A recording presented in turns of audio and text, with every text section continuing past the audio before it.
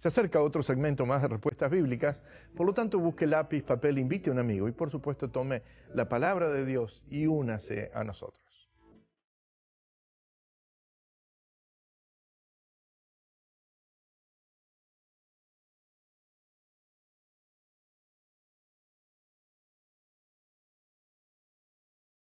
Saludos, bienvenidos amigos a otro programa más de respuestas bíblicas.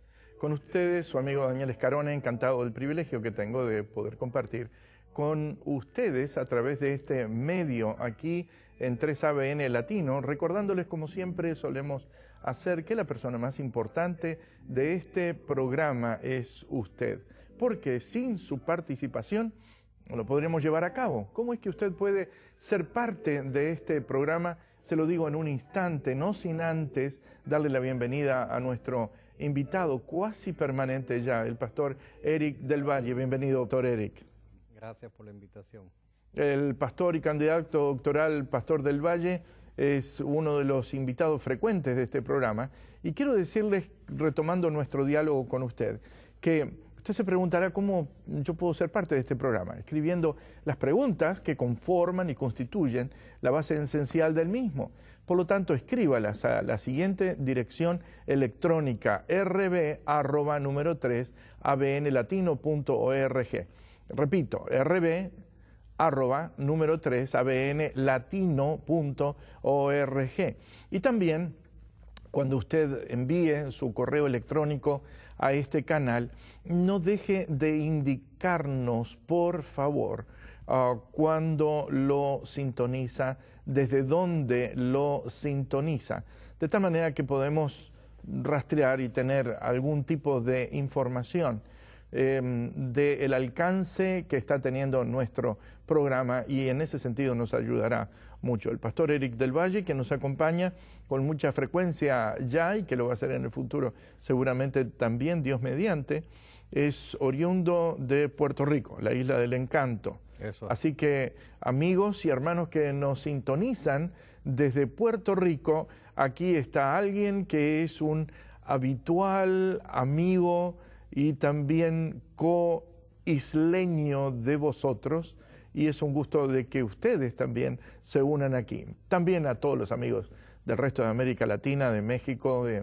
Honduras, El Salvador, de Belice, de Nicaragua, de Costa Rica, de Panamá, de la isla de la Bahía o islas de la Bahía, territorio en el cual alguna vez estuvimos, de Colombia, Venezuela y por supuesto de Sudamérica. A veces nosotros pensamos en categorías propias de la división interamericana, y entonces quizás tenemos que mencionar a la vastedad de las islas, como ejemplo República Dominicana, también Cuba, y de hecho Venezuela, Guyana, Ecuador, Perú, Bolivia, Paraguay, Brasil, hispanoparlantes que estén en Brasil, Paraguay, Chile, Argentina y la República Oriental del Uruguay.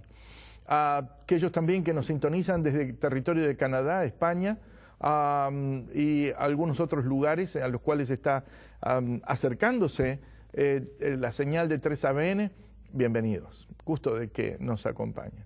¿Algún comentario, pastor? Estoy contento, estoy particularmente feliz porque este día es muy especial para mí. Vamos a tocar algunos de estos temas que tocan lo profundo de mi corazón. Son temas que estoy deseoso de compartir y a la misma vez de aprender cuando los toquemos.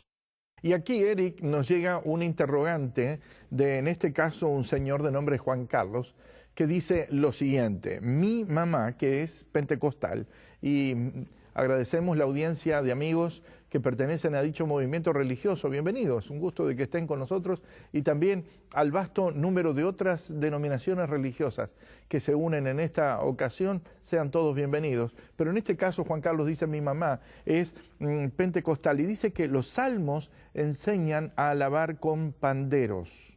Y pregunta, ¿se usaba dicho instrumento?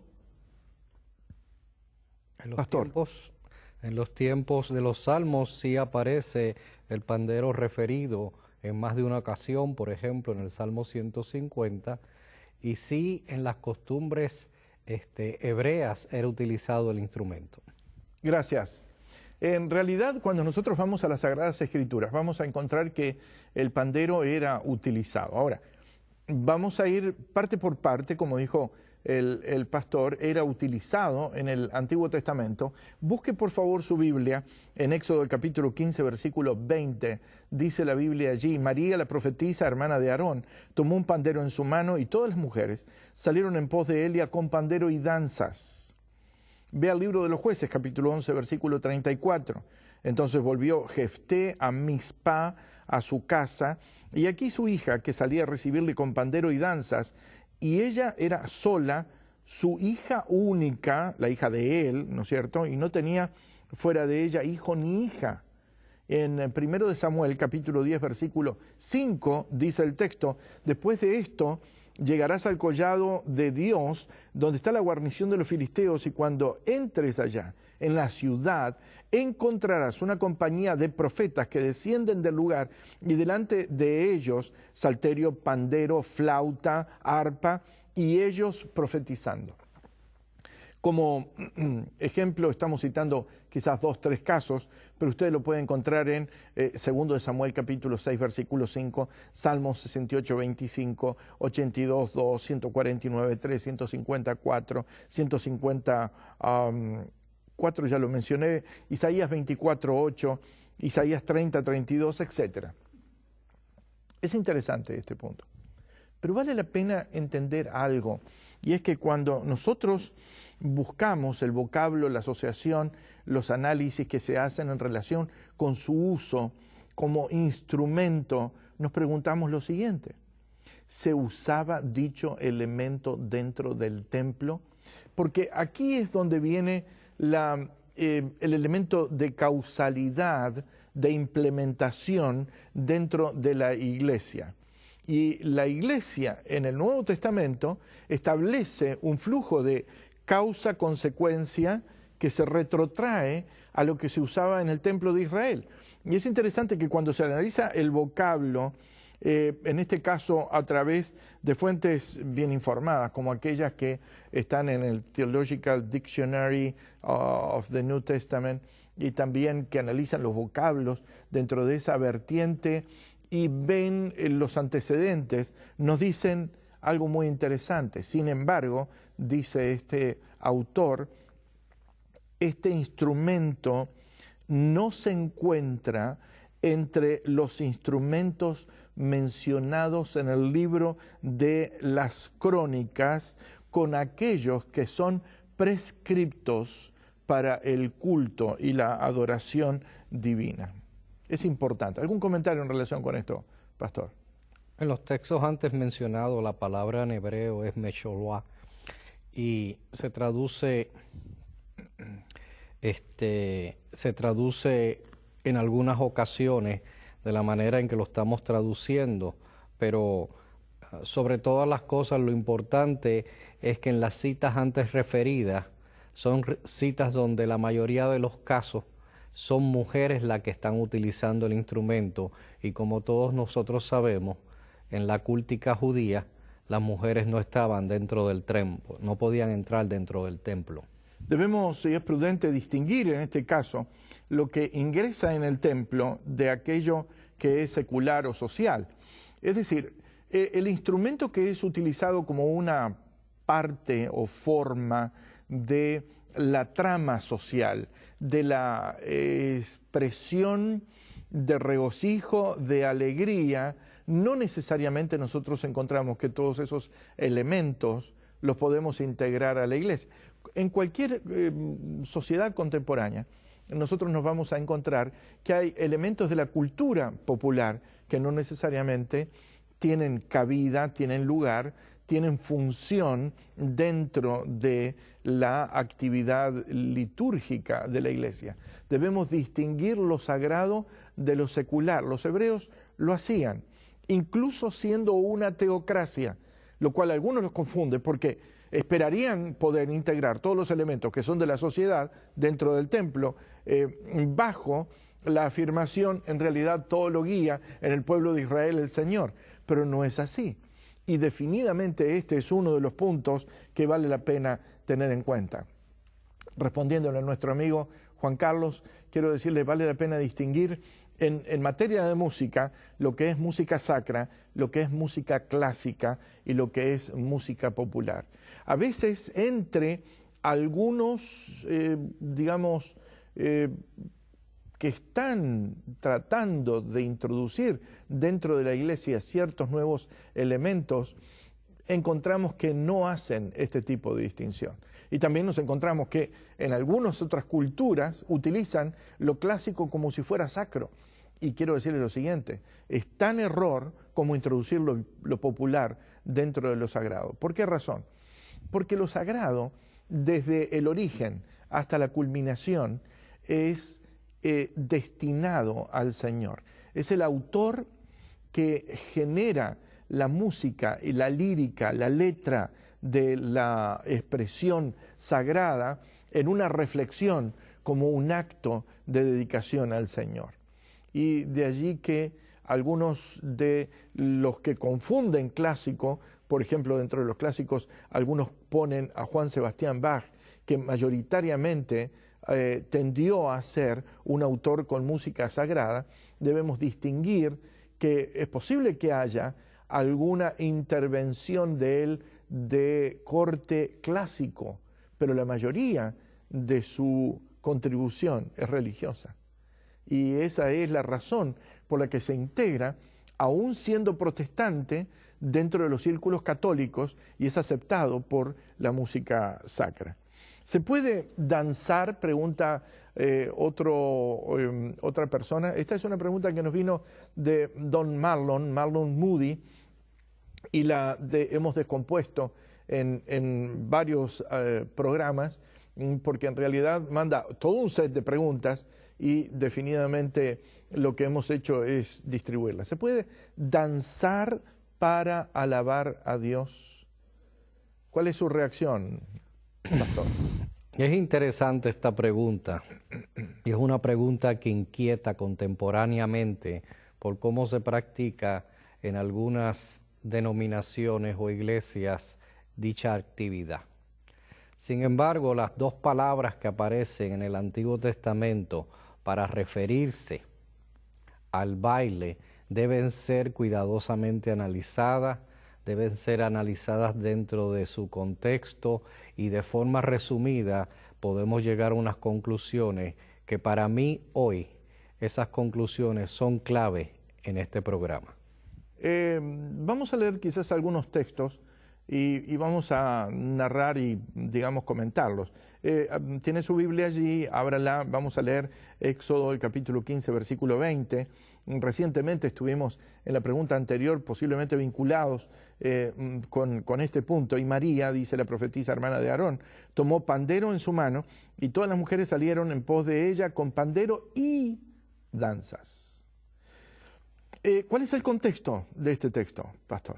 Es un contexto de fiesta, de celebración por la victoria obtenida. ¿Y cuál fue la victoria?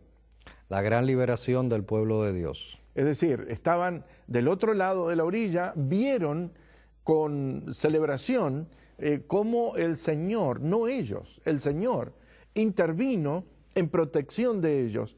Y finalmente aquellos que venían a recapturarlos para llevarlos a la cautividad, volvieron las aguas, los cubrieron a todos y todas las huestes de los ejércitos desaparecieron allí.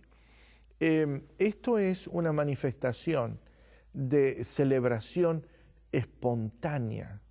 Esto que nosotros encontramos que se está narrando aquí no está dentro de la actividad, ¿qué diría yo?, habitual, sistemática del culto.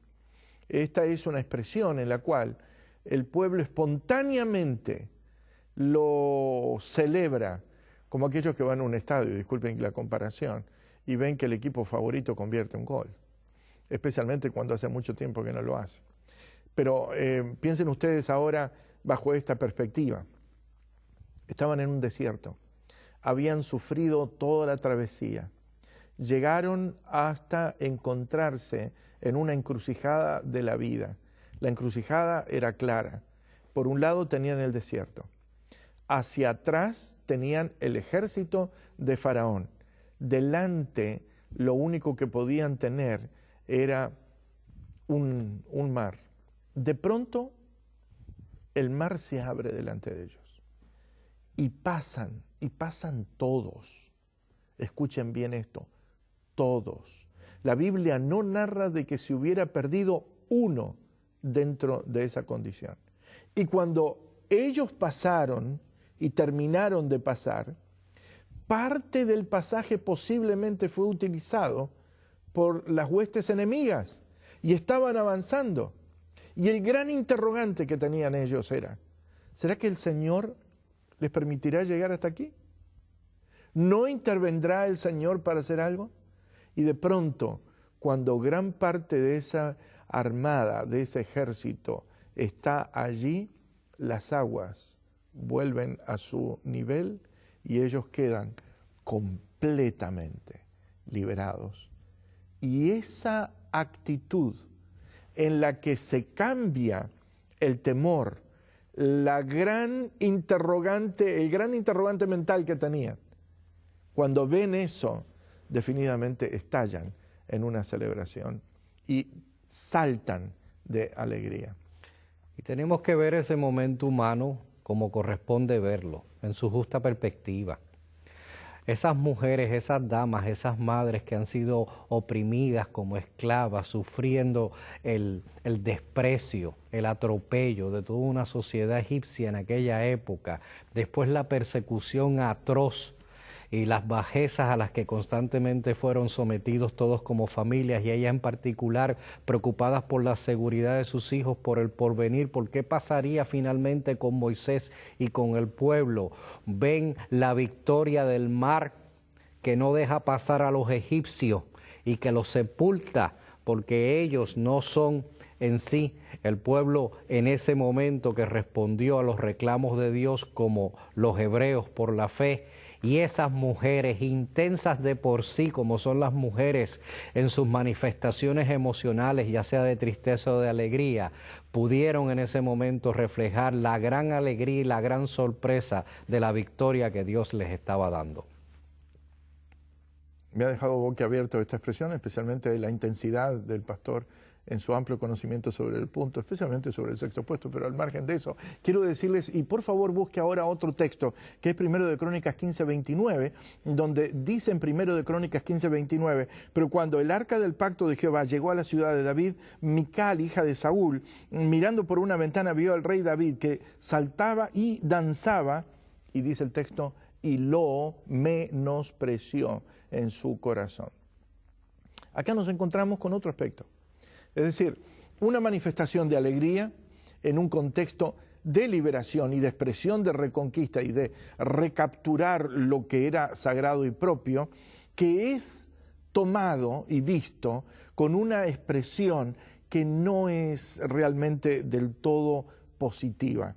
Y creo que gran parte de los problemas que muchas veces tenemos dentro de la iglesia es que tomamos algunos contextos en los cuales aparecen narraciones de las Sagradas Escrituras y los ponemos en otro contexto o los leemos desde otra perspectiva, y eso nos pone en un problema. En primer lugar, lo que es música, el estilo de culto.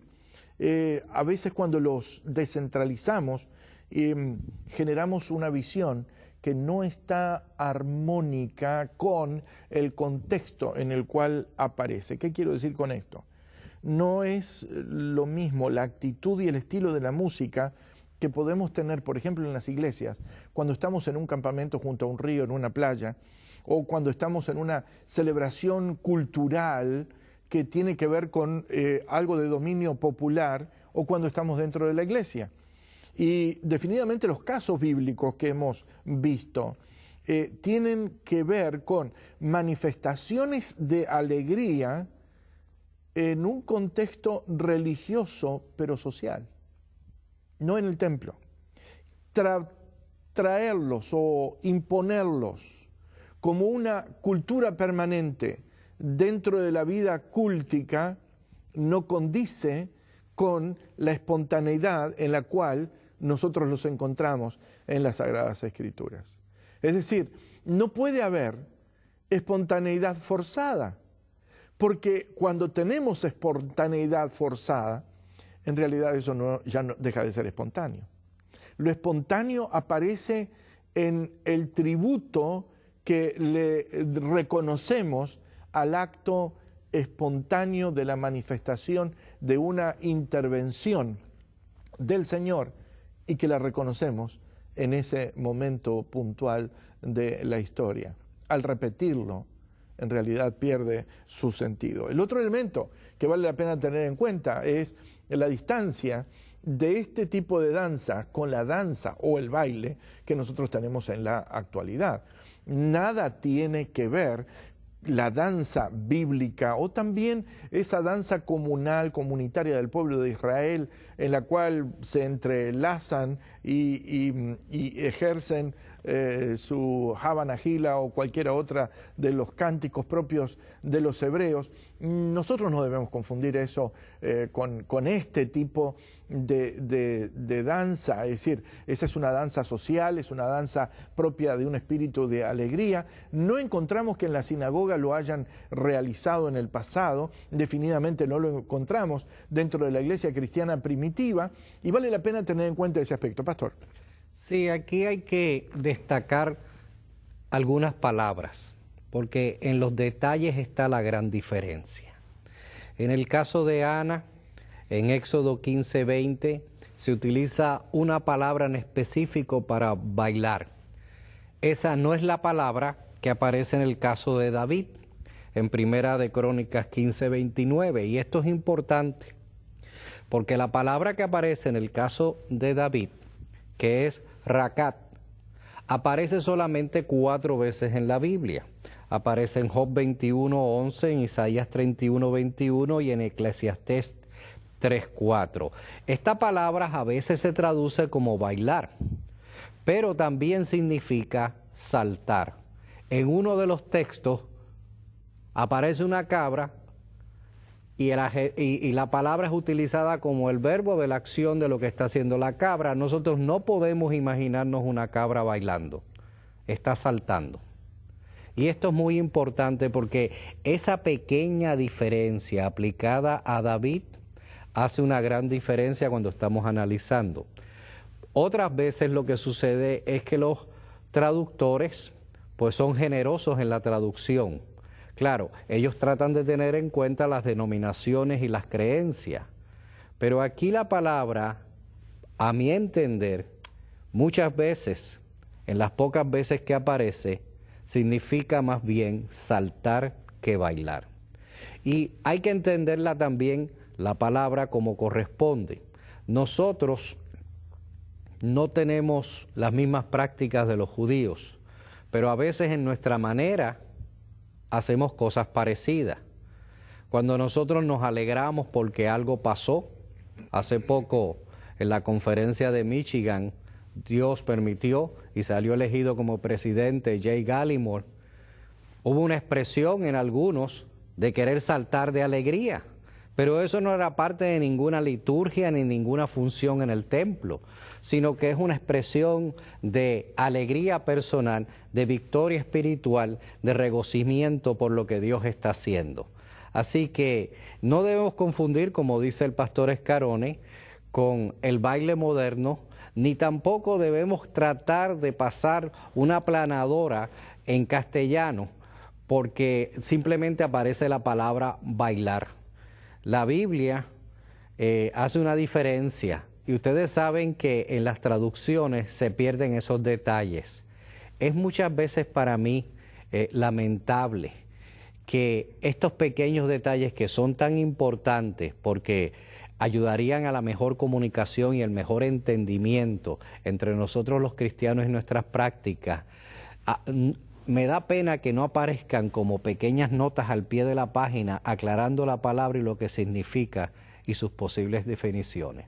Sería de mucha utilidad. Y el otro elemento que quizás podríamos añadir, ya que estamos tocando aquí este punto, es que la danza como tal, en la expresión social del pueblo de Israel en el pasado, no tenían ningún tipo de relación con las características sensuales que nosotros podemos visualizar en la danza actual.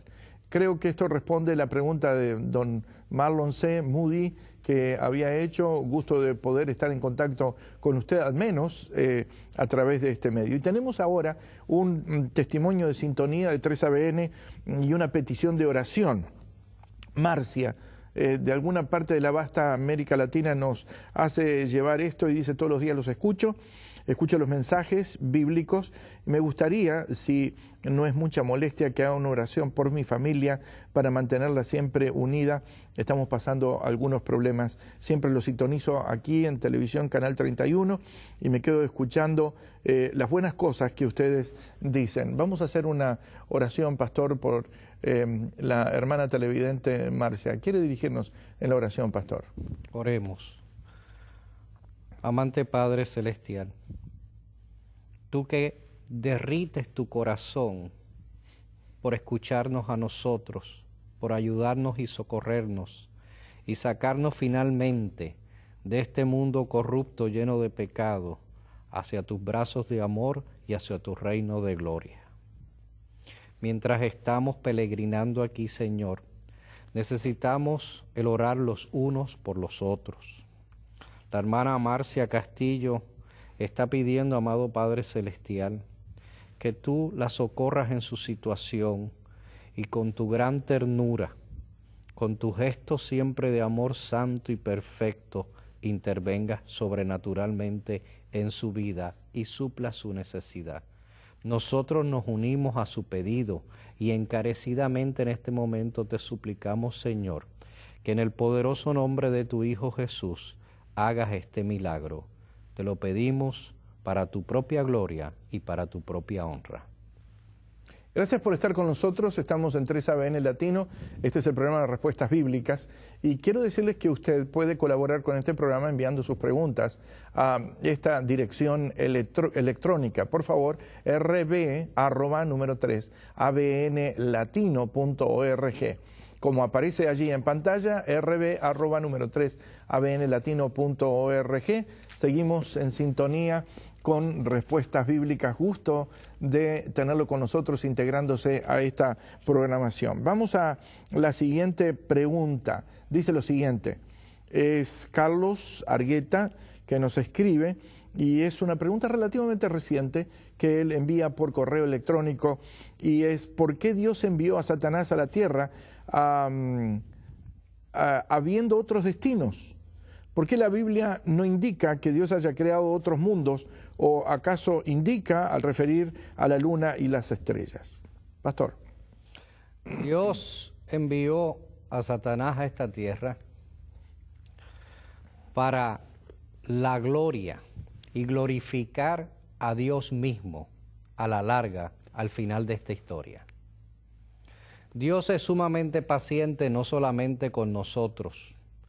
Dios es paciente con todas sus criaturas, y Dios quiere probar que sus estatutos y sus principios son válidos y eternos, y ha permitido que surja un conflicto entre el bien y el mal que lamentablemente es demasiado fuerte para todas las criaturas que estamos participando del mismo, pero a la misma vez deja meridianamente claro el poder de Dios. Fíjense en cómo Satanás es enviado a este planeta. La referencia de Satanás de ser enviado a este planeta la encontramos en relación a una referencia de Cristo mismo en Apocalipsis capítulo 12, versículo 5. Dice en Apocalipsis capítulo 12: ella dio a luz a su hijo varón, que va a regir a todas las naciones con vara de hierro, y su hijo fue arrebatado para Dios y para su trono, refiriéndose a la iglesia, refiriéndose a la mujer como la iglesia, refiriéndose a Cristo Jesús. Y quiero decirles que en relación a él es que aparece en el capítulo 12 el que dice que Satanás es el usurpador y es el que trata de sustraer el derecho legítimo al trono de este planeta. Eso aparece en 2 de Corintios capítulo 4, versículo 4, y en Juan capítulo 12, versículo 31. Así que surge una batalla en el cielo, ahí no puede prevalecer y es arrojado.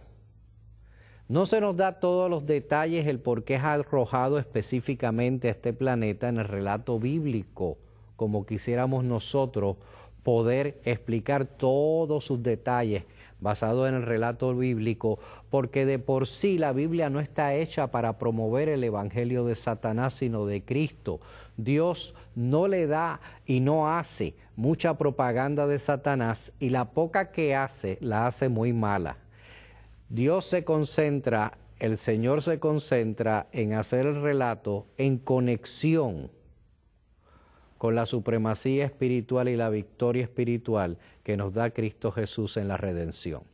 Resumiendo este punto, Carlos, porque creo que el tono de Carlos es, habiendo muchos otros lugares, ¿por qué tuvo que caer aquí?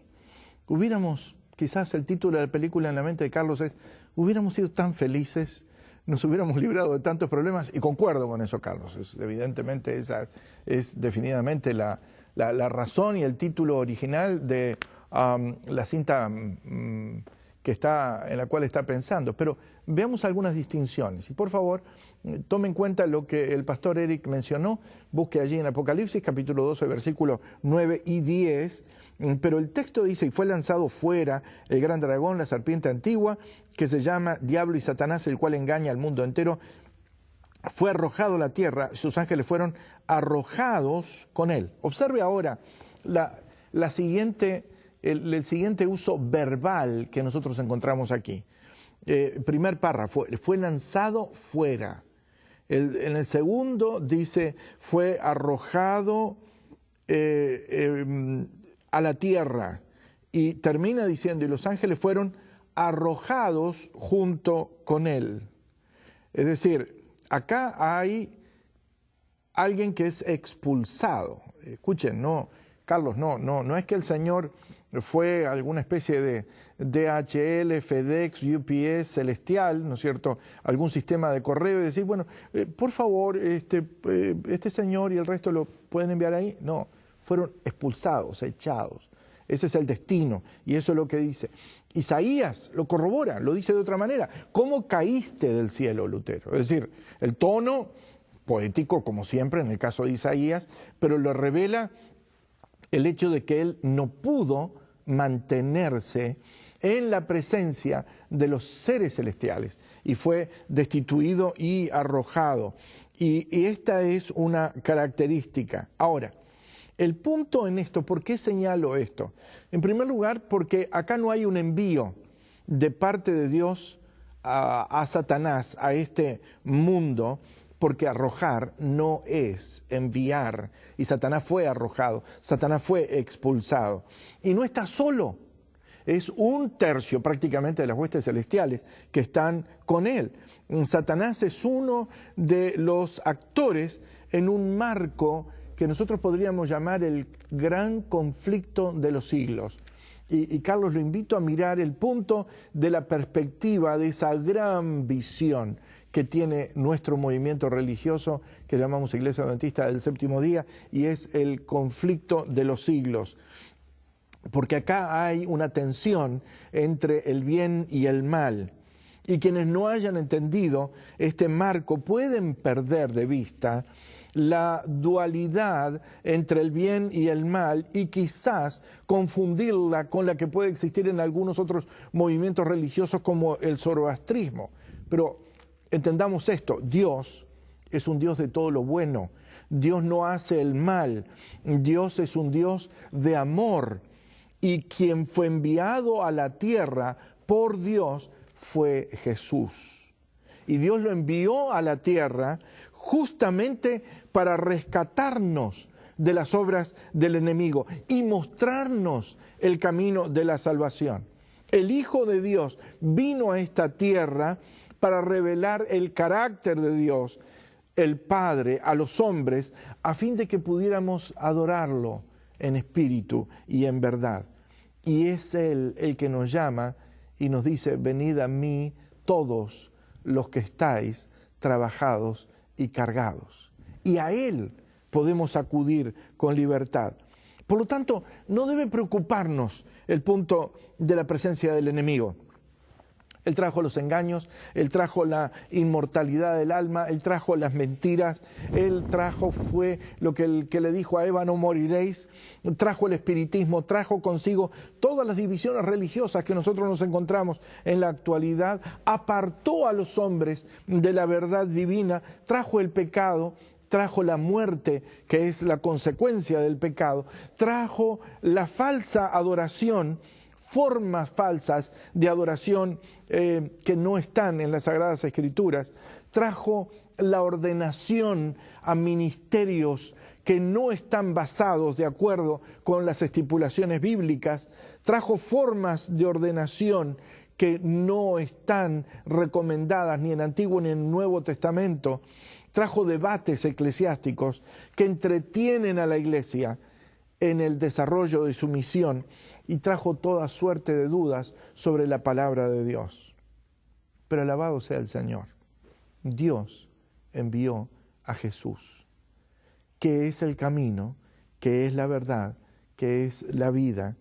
Y si acudimos a Él, podemos estar protegidos de todas las acechanzas del diablo.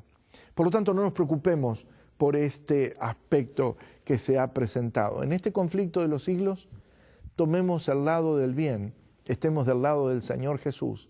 Y quiero decirle, de ese lado no hay pérdida, de ese lado hay victoria, de ese lado hay certeza, de ese lado habremos de encontrarnos con el Señor muy pronto, porque Jesús es el que inspiró la palabra, Él es el verbo, Él es la revelación, Él es la salvación y Él es nuestro escudo y fortaleza en quien podemos confiar.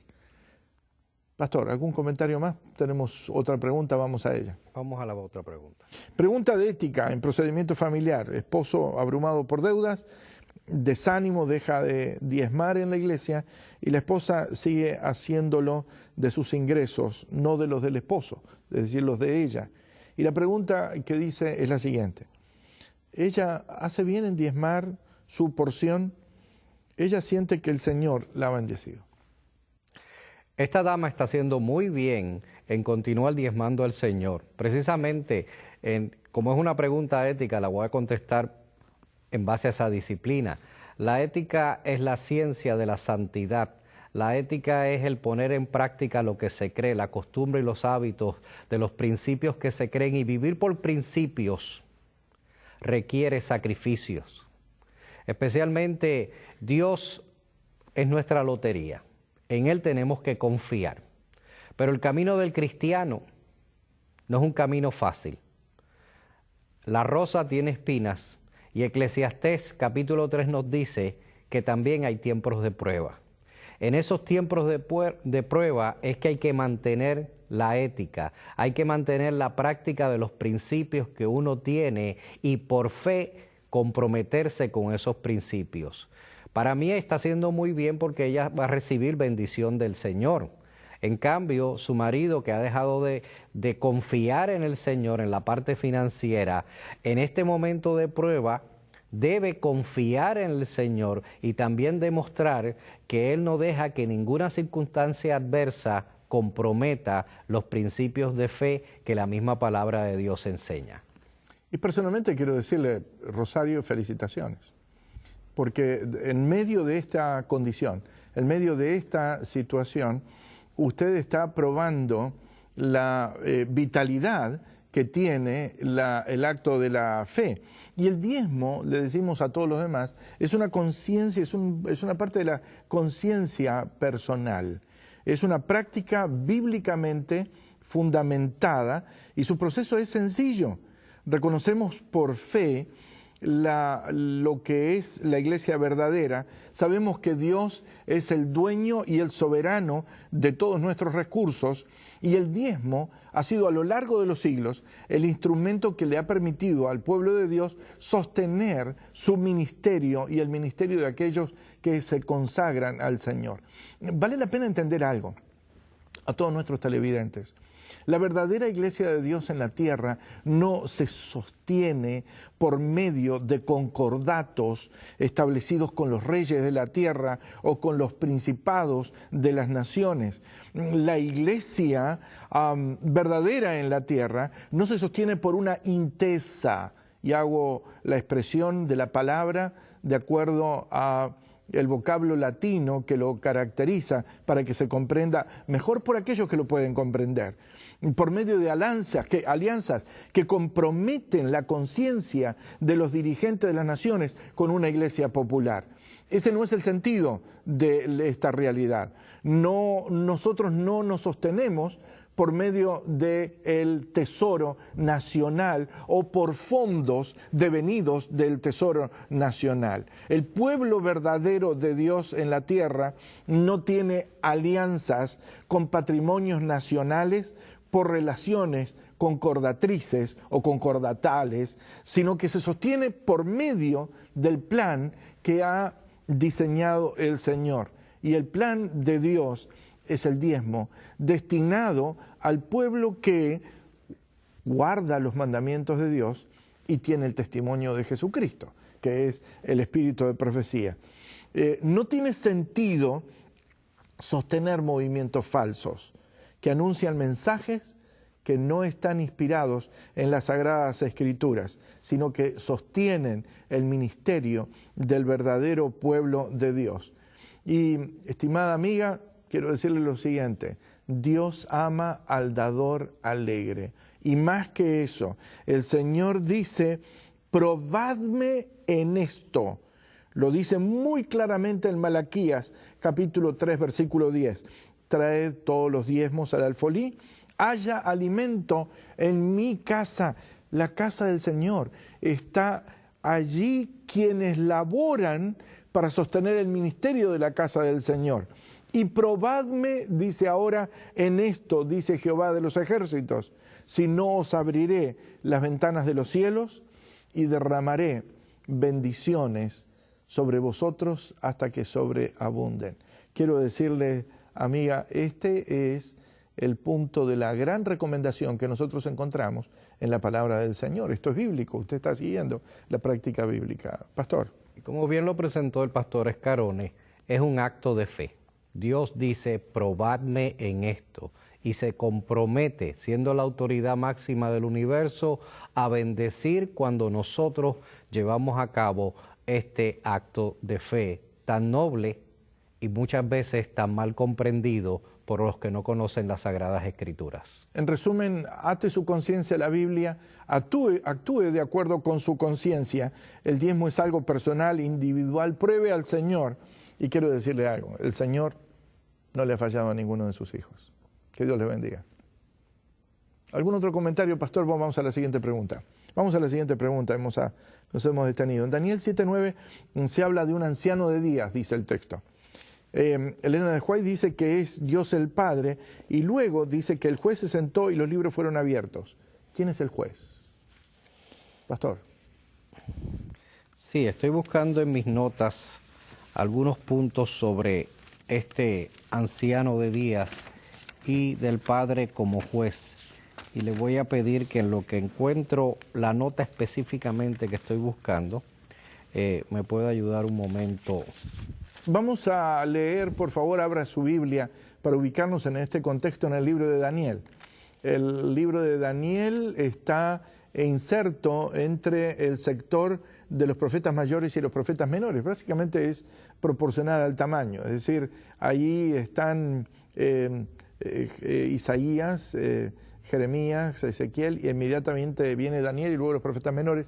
En el capítulo 7, versículos 9 y 10 dice lo siguiente: estuve mirando hasta que fueron puestos tronos, y se sentó un anciano de días, cuyo vestido era blanco como la nieve y el pelo de su cabeza como lana limpia. Su trono llama de fuego y las ruedas del mismo fuego ardiente. Un río de fuego procedía, salía de delante de él, millares y millares lo servían. Millones de millones le asistían delante de él. El juez se sentó y los libros fueron abiertos. Pastor. Muy bien. En Daniel capítulo 7, versículos 9 y 10, el juez se sentó. Al anciano de días, llegar se inicia el juicio. Usted debe entender lo siguiente: Dios, el Padre, no juzga. Lo dice Juan capítulo 5, versículo 22. Los ángeles que aparecen en Daniel 7:10 están ministrando y están asistiendo en el juicio. Sin embargo, cuando vamos al versículo 13 de Daniel capítulo 7, ¿quién más es traído delante del Padre en ese momento, en esa hora tan importante? Dice, el Hijo del Hombre, y llega hasta el anciano de días y le hacen que se acerque a él. En Juan capítulo 5, versículos 26 y 27, Jesús dice que Él es el juez. Él ejecuta el juicio. El Padre no puede hacer el juicio, por tanto, es el Hijo del Hombre quien hace el juicio, pero el Padre está ahí como figura de autoridad que inicia el juicio. Los ángeles asisten y el Hijo es el juez. Ahora, yo quiero que usted entienda algo. Las cortes en los tiempos bíblicos no funcionaban como ahora en los sistemas democráticos funcionan las cortes, donde hay un acusador y donde hay un abogado defensor y atrás está el juez. En los tiempos bíblicos muchas veces el juez ejercía también de abogado defensor. De hecho, él mantenía la neutralidad del caso, él intercedía manteniendo la neutralidad del caso hasta que el acusador demostraba que efectivamente era un criminal y entonces dejaba de ser su rol de abogado para convertirse en juez. Asimismo, si nosotros estamos en Cristo, Él es nuestro abogado y Cristo es el que está como abogado también siendo el juez de nuestro caso. Si estamos en Cristo, tenemos la gran ventaja que aparecía también en los tiempos bíblicos, donde nuestro juez también funciona como nuestro abogado. Es interesante también notar en este caso, y es prudente observarlo, en esta escena de juicio particular, y lo invito a que usted compare esto con Ezequiel, el capítulo 1, y Apocalipsis, el capítulo 4, porque va a encontrar una cierta correspondencia en este punto. Pero no deje de observar algo también, y es el hecho que en el flujo temático en el cual aparece, es prácticamente una microventana dentro del contexto del capítulo 7, porque viene hablando y aparece justamente en conexión a la cuarta bestia que está siendo descrita y del cuerno pequeño de donde surge. Es decir, en Daniel el capítulo 7, versículo 11, las pomposas palabras del cuerno pequeño demandan el juicio de Dios, y ese cuerno tiene su origen en Roma, de allí surge, pero la verdad jamás cambia, y este cuerno pequeño constantemente adapta, modifica sus reglas y también regulaciones como para poder acomodarlas a sus propósitos. Pero hay un hecho muy interesante en esto: el título Hijo del Hombre. Es muy interesante por el hecho de que cuando nosotros lo conectamos con el Nuevo Testamento vamos a encontrar algo muy curioso. La palabra Mesías es la palabra que aparece en Números 8 cuando se hablaba del ungimiento del sacerdote y de los que eran funcionarios en el templo. Ese ungimiento se transforma en el concepto de Mesías y es el concepto de aquel que sería el enviado, y es el nombre que se traduce en el plano del Nuevo Testamento con la palabra Christos, que se anexa posteriormente en el panorama del Nuevo Testamento a la palabra Jesús. Jesús, el Cristo, fusionan en Jesucristo. Pero Hijo de Hombre, ¿de dónde sale? La única parte en la cual usted puede encontrar que tiene sentido es allí. Y ahora vea en el Nuevo Testamento y observe cómo Jesús la usa, y especialmente el Evangelio según San Mateo. capítulo 8, versículo 20. Vea en su Biblia capítulo 9, versículo 6. Vea en su Biblia capítulo 10, versículo 21. Capítulo 11, versículo 19, 12, 8.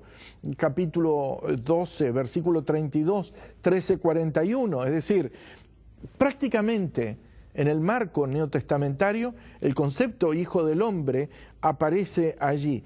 El Señor le dice a los discípulos, ¿quién dice los hombres que es el Hijo del Hombre? Y ellos no le preguntaron a quién te refieres. Ellos entendían perfectamente que Él estaba asumiendo ese rol. ¿Qué quiere decir esto? Que Jesús, estableciendo su ministerio terrenal, visualizaba de por sí la función apocalíptica, escatológica, que tendría que desempeñar en este aspecto en el cual todos los hombres y toda la tierra, e incluso el cuerno pequeño, habrían de ser sometidos en algún momento, y los registros estarían siendo presentados delante de él. Esta doctrina del juicio está integrada en lo que es la doctrina del santuario celestial y del santuario terrenal.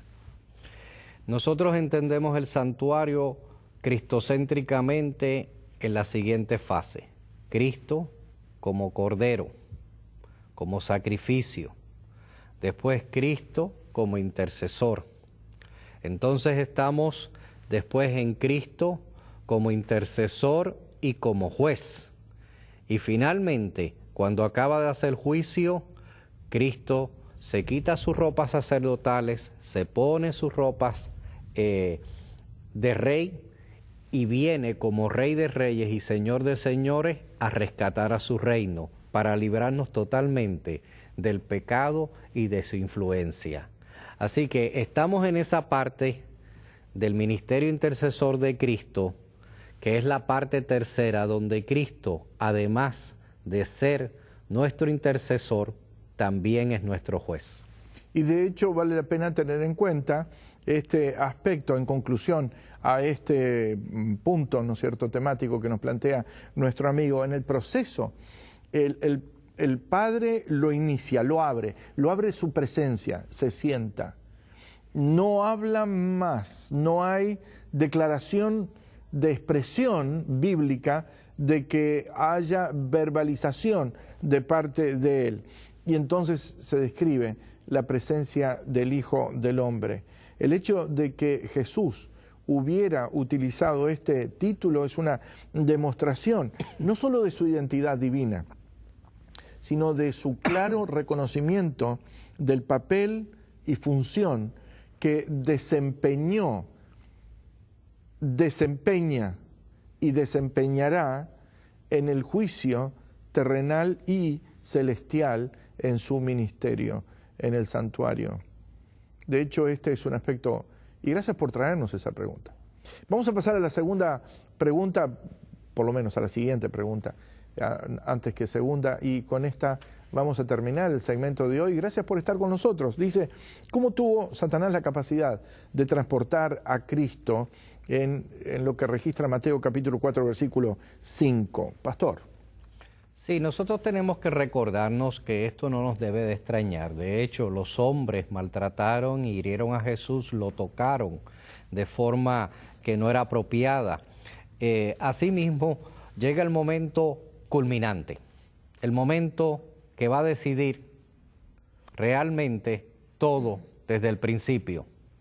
Es como una de esas pequeñas escenas donde lo que va a suceder después de esta escena relata el resto del conflicto, ¿no?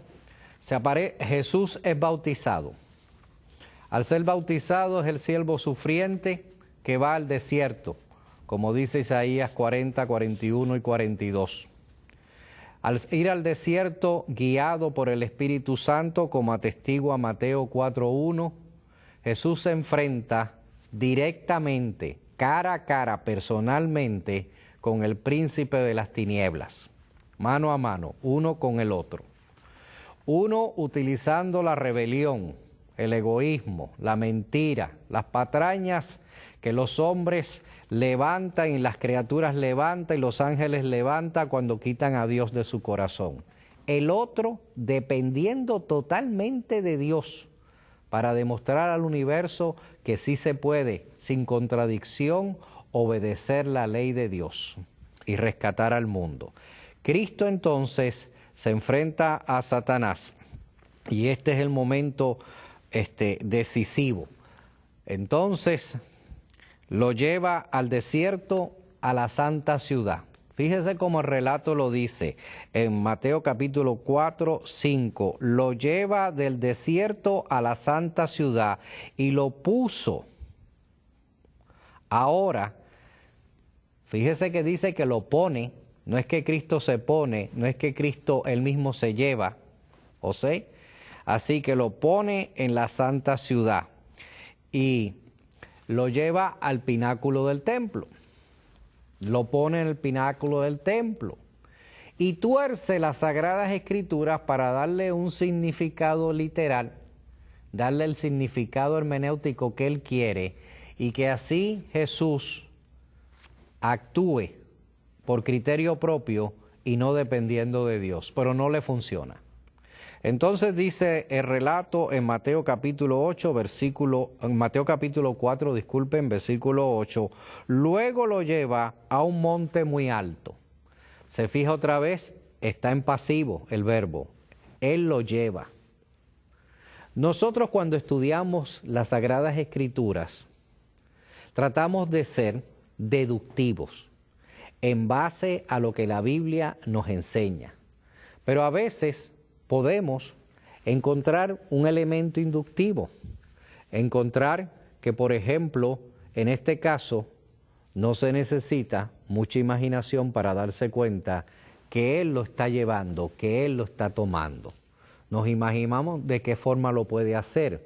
Y usted va a decir, pero ¿cómo Lucifer contaminado va a tomar y a tocar a Jesús? Bueno, los hombres maltrataron a Jesús, hicieron cosas vergonzosas, blasfemaron su presencia santa, así que no es de extrañar que Satanás también lo haya tocado. En estos 15 segundos que me quedan, quiero decirles que paralambano es la voz griega que se utiliza y básicamente en este punto el qué es más importante bíblicamente que el cómo y fundamentalmente este aspecto es comprensible. Gracias por estar con nosotros, Dios les bendiga. Lo esperamos en el siguiente programa. Hasta pronto.